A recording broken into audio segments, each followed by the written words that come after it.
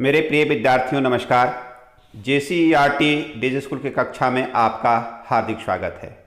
मेरे प्यारे बच्चों, आप अपने पाठ्य पुस्तक हिंदी पाठ एक पाती बच्चों के नाम को पढ़ा, जिसमें आपने जाना कि चाचा नेहरू ने आप बच्चों के नाम एक प्यारा सा संदेश दिया और उन्होंने कहा कि इस दुनिया को जानने के लिए, समझने के लिए, प्रकृति को जानने समझने के लिए बहुत खुले दिल से दुनिया का भ्रमण करना है, अपने प्राकृतिक स्वरूप को समझना है, जिसमें नदी, झरना, वन, उपवन, बगीचे को नज़दीक से देखकर महसूस करना है और अपने आँखों से खुद को जानने के लिए स्वयं के अनुभव से अपने अनुभव को विकसित करना ही बेहतर होता है।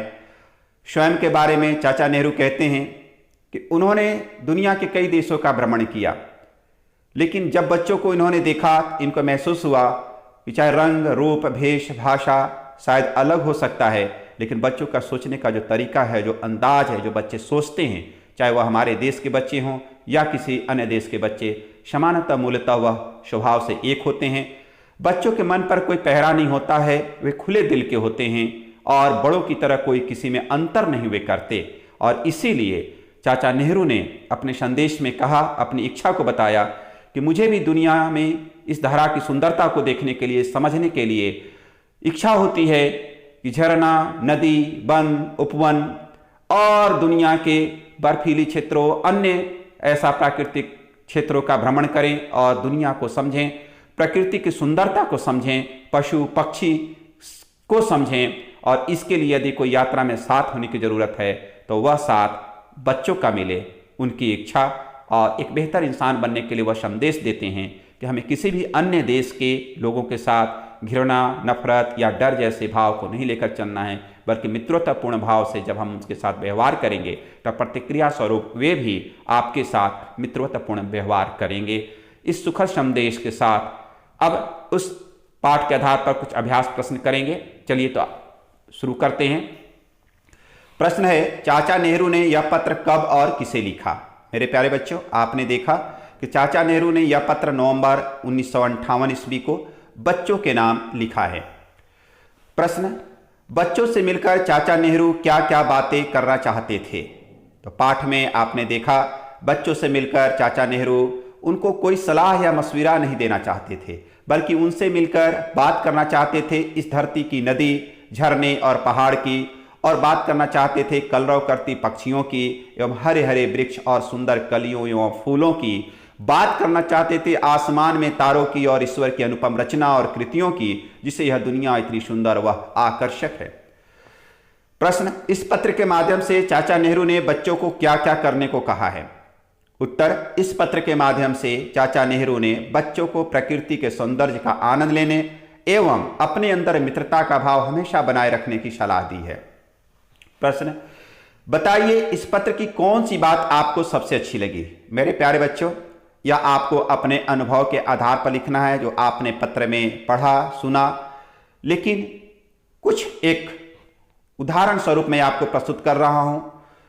इस पत्र में चाचा नेहरू की वह सोच कि दुनिया में हमें किसी से घृणा, नफरत नहीं करना है, ना किसी से डरना है, हमें हमेशा दूसरों के लिए मित्रवत व्यवहार रखनी है तथा मित्रता का हाथ बढ़ाना है। यदि हम ऐसा करते हैं तो दूसरे भी हमारे साथ इसी तरह का व्यवहार करेंगे। वैसे आप अपने सोच, अनुभव के आधार पर इस प्रश्न का उत्तर आप नोटबुक में दर्ज करेंगे। प्रश्न, दुनिया के बच्चों के बारे में नेहरू जी के विचार को लिखिए। दुनिया के बच्चों के बारे में नेहरू जी का विचार था कि दुनिया के सभी बच्चे, चाहे वह अमेरिका, कनाडा, इंग्लैंड या भारत के ही क्यों न हों, वे सभी एक समान होते हैं। उनकी वेशभूषा, बोलचाल अलग हो सकती है, लेकिन उनके सोच, व्यवहार एवं उनका खुलापन सभी में समानता लिए होती है, जिससे उनसे दोस्ती करने और बात करने में काफ़ी दिलचस्प लगता है। अब आप स्वयं करेंगे। मैं कुछ आपके सामने प्रश्न रख रहा हूं, कुछ उपाय सुझाइए जिससे प्रकृति की सुंदरता बनी रहे। मेरे प्यारे बच्चों, अब आपको स्वयं सोचना है, अपने दोस्तों के साथ इस प्रश्न को लेकर अपने अनुभव को भी साझा करना है, और उसके बाद जो आप सोच सकते हैं कि यह प्रकृति को सुंदर और कैसे बना सकते हैं, क्या उपाय हो, आप अपने नोटबुक में दर्ज करेंगे। दूसरा, पंडित नेहरू को चाचा नेहरू क्यों कहा जाता है? ये तो बहुत ही सुंदर और प्यारा सा प्रश्न है। आप जानते हैं, क्योंकि पंडित नेहरू आप बच्चों को बहुत ही प्यार करते थे। आपकी उम्र के बच्चों को प्यार से वे हमेशा अपने साथ रखना चाहते थे, यात्रा में शामिल करना चाहते थे। और उनका कहना है कि चूंकि बच्चों के दिल पर किसी का पहरा नहीं होता, वे खुले मन के सहृदय होते हैं, इसीलिए बच्चों से प्यार वो करते थे और बच्चे प्यार से उनको चाचा नेहरू कहते थे। प्रश्न, हम प्रकृति का आनंद कैसे ले सकते हैं? तो इसको लेकर आपने इस पत्र के माध्यम से भी समझा और आपका स्वयं का भी अनुभव है कि प्रकृति में वन उपवन को देखकर, पशु पक्षी के साथ समय बिताकर, बर्फीली क्षेत्रों में जाकर पहाड़ को, बादल को, बारिश को, यानी प्राकृतिक रूप से जो हमारे पास उपलब्ध सारी चीज़ों से हम मौज मस्ती मजा कर सकते हैं और प्रकृति से सीख ले सकते हैं और आनंद ले सकते हैं। वैसे आपको अपने अनुभव को साझा करना है और नोटबुक में दर्ज करना है। अब मैं आपसे बात करना चाहूँगा आपके अनुमान और कल्पना के आधार पर कि आप कल्पना करेंगे, अनुमान लगाएंगे कि अगर हम संसार के हर प्राणियों के साथ मित्रवत व्यवहार करने लगें तो हमें क्या क्या लाभ होगा। बहुत ही बेहतर प्रश्न है और आप सोच सकते हैं कि यदि हम सभी के साथ, हर एक प्राणी, पशु पक्षी, हम मानव, सबके साथ यदि मित्रवत व्यवहार करेंगे तो क्या लाभ हो सकता है, आप महसूस करें और अपने नोटबुक में दर्ज करेंगे। प्रश्न, मैं चाहूंगा कि बच्चे खुद और खुद के लिए खोजें। बताइए चाचा नेहरू ने ऐसा क्यों कहा था? तो आप तो जानते ही हैं कि चाचा नेहरू के जो शब्द बच्चे खुद और खुद के लिए खोजें का आशय है कि बच्चे को स्वयं प्रकृति के सौंदर्य का आनंद लेना चाहिए और अपने अंदर मित्रता का भाव जगाना चाहिए, जिससे वे दुनिया एवं प्रकृति को बहुत ही बेहतर ढंग से स्वयं के अनुभव से जान सकें। प्रश्न आपके लिए कि अगर दुनिया के सभी बच्चे को एक जगह कर दिया जाए तो वे क्या क्या करेंगे? तो मेरे प्यारे बच्चों, ये तो जवाब आपको देना है, क्योंकि आप इस प्रश्न का जवाब ज़्यादा बेहतर दे सकते हैं कि यदि आपकी उम्र के सारे बच्चों को एक स्थान पर ले आया जाए तो आप सब क्या क्या करोगे। कुछ भाषा संदर्भ की भी बात करते हैं। बात करते हैं पत्र लेखन की। पत्र की अपनी एक संरचना होती है। इसमें सर्वाधिक महत्वपूर्ण है संबोधन, प्रशस्ति। मतलब हम पत्र की शुरुआत कैसे करें एवं इसका समाप्ति, इसको उपसंहार कहते हैं, कैसे करें। तो चलिए यहाँ पर कुछ उदाहरण मैं आपके सामने प्रस्तुत कर रहा हूँ। जैसे यदि आपको अपने बड़े लोगों के पास पत्र लिखना है तो कैसे करेंगे, क्योंकि पत्र लेखन एक बहुत ही महत्वपूर्ण चीज़ है। आज आप मोबाइल के युग में हैं, मोबाइल से संवाद को लेते हैं, देते हैं, मैसेज भेजते हैं और उसके लिए बहुत ही सारा माध्यम है सोशल मीडिया के माध्यम से। लेकिन थोड़ा सा पहले आप चलें, थोड़ा सा पीछे चलें, लगभग 20-25 वर्ष पहले तक पत्र ही एक माध्यम था जिसके सहारे हम अपने लोगों का समाचार लेते थे और अन्य तक अपना समाचार भेजते थे। लेकिन पत्र की प्रासंगिकता आज भी है, कार्यालय स्तर पर भी पत्र लिखे जाते हैं।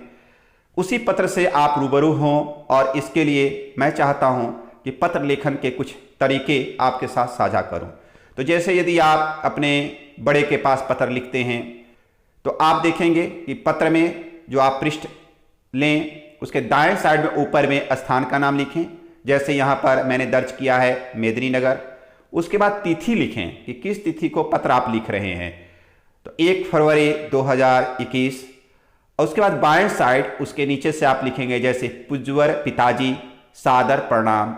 यहाँ पर पूज्य पिताजी, पूज्य माताजी, पूज्य बड़े भाई, सादर प्रणाम। तो इस तरह से आप दर्ज कर सकते हैं। बीच में अपनी कुशल क्षेम बताते हुए, अपनी बातों को बताते हुए वहाँ के समाचार भी आप पूछ सकते हैं और अपनी जो कुछ भी आप चाहते हैं वह बीच में दर्ज करें। और नीचे में फिर से दाएं साइड आप लिखेंगे आपका प्रिय पुत्र। यदि आप लड़की हैं तो आपकी प्रिय पुत्री।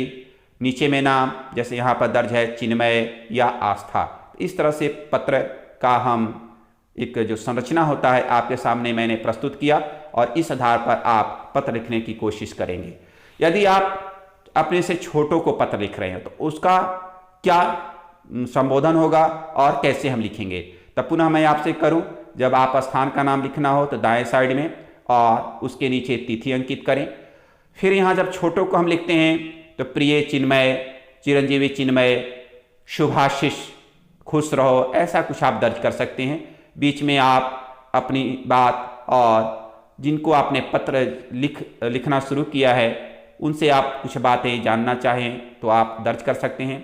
और नीचे में तुम्हारा शुभचिंतक पिता, जैसे यदि एक पिता अपने पुत्र को जब पत्र लिख रहा हो तो इस तरह से नीचे लिखेंगे तुम्हारा शुभचिंतक पिता। उसी तरह से एक अन्य पत्र लेते हैं। यदि आप अपने बराबर वाले को, जैसे मित्र को, सहेली को पत्र लिख रहे हैं तब कैसे लिखेंगे? तो हमेशा की तरह स्थान का नाम, उसके नीचे तिथि, और इधर आप लिखेंगे प्रिय मित्र मनीष, प्रिय मित्र, प्रिय सहेली प्रिया, नमस्ते, और बीच में अपनी बातों को और उनसे जानने वाली बातों को दर्ज करें। और नीचे में दाएं तुम्हारा प्रिय मित्र दिनेश, यानी अपना नाम नीचे में दर्ज करेंगे। और यदि आप सम्मानित व्यक्ति के लिए पत्र लिख रहे हो तब कैसे लिखेंगे? तो उसके लिए थोड़ा सा संबोधन कुछ अलग होता है। तो यहाँ पे पत्र जो हम शुरुआत करेंगे, दाएं साइड में स्थान का नाम, जैसे हमने यहाँ पर मेदिनीनगर दर्ज किया, फिर उसके नीचे तिथि 1 फरवरी 2021। यहाँ पर अपने गुरु जी को पत्र यदि आप लिख रहे हैं तो श्रद्धेय गुरु जी चरण स्पर्श। उसी तरह से अपने अन्य किसी भी सम्मानित व्यक्ति को आप लिख सकते हैं। बीच में जो भी बात आपको दर्ज करना है, सूचना देना है या अपने बारे में बताना है तो आप दर्ज करें। और नीचे में आपका प्रिय शिष्य लड्डू गोपाल, यदि कोई लड़की है आपका प्रिय शिष्या प्रिया, ऐसा करके हम दर्ज करेंगे। अब मैं बात करूंगा आपके मन की बात, जो आप स्वयं सोचते हैं और उसी को मैं यहाँ पर साझा कर रहा हूँ। आप अपने दोस्त के नाम पत्र लिखिए। मैंने यहाँ पत्र लिखने का जो पत्र की संरचना हो सकता है उसके बारे में जिक्र किया। आप अपने दोस्त के नाम पत्र लिखिए जिसमें आपकी मन की बात का जिक्र, जो कुछ भी आप सोचते हैं आप दर्ज कर सकते हैं पत्र में। कि आपको जो अभी डिजिटल कंटेंट जो मिल रहा है, आप उसके सहारे जो पढ़ाई कर रहे हैं, कैसा लग रहा है, इस चीज़ को आप जिक्र करें। आपकी पढ़ाई कैसे चले, आपके मन में जो कुछ भी आता है अपने दोस्त को पत्र के माध्यम से उनको सूचित करें। उसके बाद एक बात और, संसार अपने आप में रहस्य रोमांच से भरा पड़ा है। अपने जीवन की कोई रोमांचक घटना अपने दोस्तों से साझा कीजिए। यहाँ पर कहने का आशय है कि बहुत तरह की घटनाएं आप आसपास में होते आपने देखा है, तो उसमें से कोई ऐसी घटना जो काफ़ी रोमांचक लगी हो अपने दोस्तों के साथ लिखकर साझा करें। और आप अपना ख्याल रखेंगे। दिए हुए कुछ कार्य हैं जो बहुत ही आसान हैं, पत्र लेखन करना, कुछ अपने अनुभव को साझा करना अवश्य करेंगे। पुनः मैं आपसे मिलूंगा अगले पाठ के साथ। तब तक के लिए आप अपना ख्याल रखेंगे, पढ़ाई जारी रखेंगे। बहुत बहुत धन्यवाद। थैंक